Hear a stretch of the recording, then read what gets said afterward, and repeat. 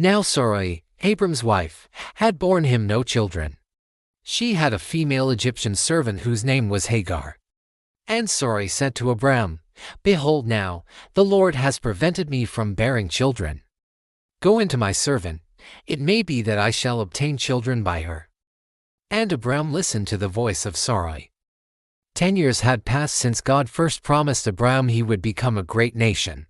A decade of waiting, of watching the seasons change, of hoping each month might bring the fulfillment of that divine word. Yet Sarai remained childless, her womb as barren as the desert around them. The weight of this unfulfilled promise grew heavier with each passing year, until Sarai could bear it no longer. In the customs of their time, she proposed a solution that seemed practical, logical, even culturally acceptable, giving her Egyptian maidservant Hagar to Abram as a surrogate. "It may be that I shall obtain children by her," she said, revealing a faith that had grown weary of waiting on God's timing.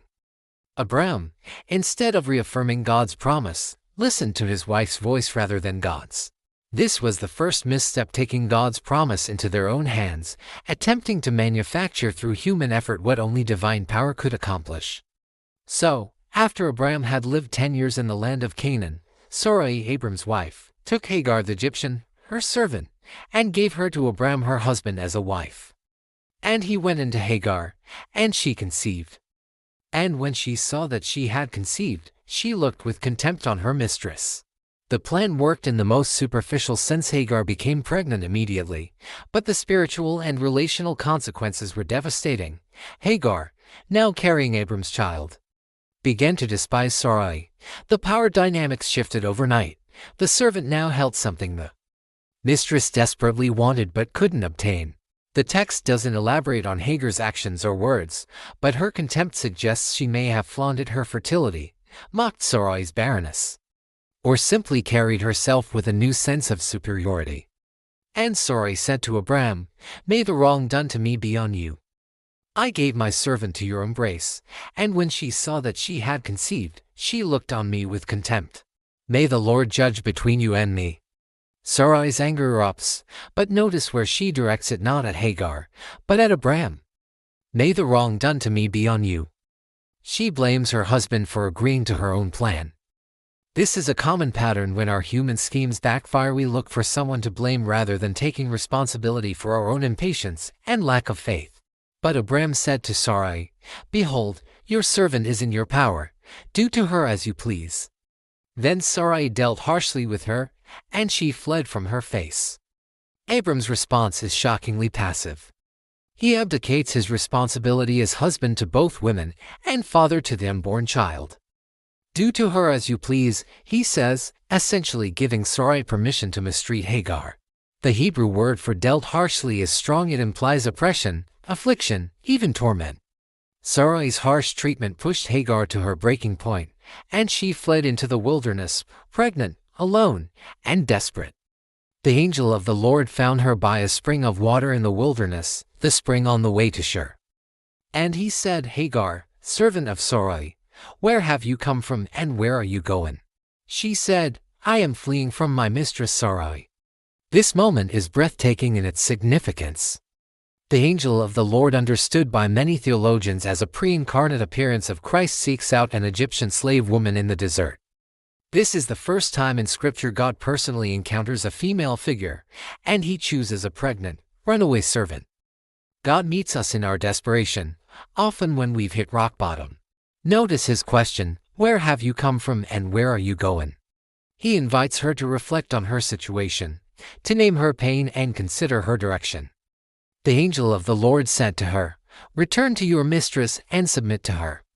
The angel of the Lord also said to her, "I will surely multiply your offspring so that they cannot be numbered for multitude." And the angel of the Lord said to her, "Behold, you are pregnant and shall bear a son. You shall call his name Ishmael, because the Lord has listened to your affliction. He shall be a wild donkey of a man, his hand against everyone, and everyone's hand against him. And he shall dwell over against all his kinsmen." God's instruction might seem surprising. He tells Hagar to return to the very situation she fled. But there's profound wisdom here. Hagar needed to learn that her deliverance would come through facing her difficulty with God's help, not by running from it. Then God makes an incredible promise to this Egyptian slave. He will multiply her descendants beyond number. He names her son Ishmael, which means God hears, declaring that the Lord has heard her affliction.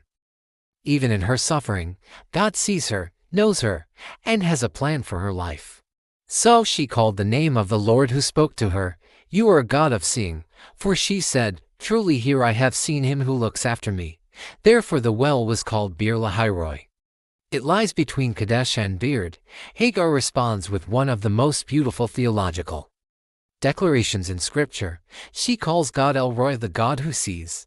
A slave woman, considered property by her culture, makes the stunning realization that the God of the universe sees her, knows her suffering, and cares about her personally. The well is named Beer Lahairoi, meaning the well of the living one who sees me. And Hagar bore Abram a son, and Abram called the name of his son, whom Hagar bore, Ishmael. Abram was 86 years old when Hagar bore Ishmael to Abram. So what are the moral lessons we can learn from the story of Hagar and Ishmael? First, attempting to fulfill God's promises through human effort rather than divine timing leads to painful consequences. Our shortcuts often create complications God never intended. Second, God sees and cares for the marginalized, the oppressed, and those society discards. No one is invisible to him. Third, sometimes God calls us to return to difficult situations with the assurance of his presence rather than escape them.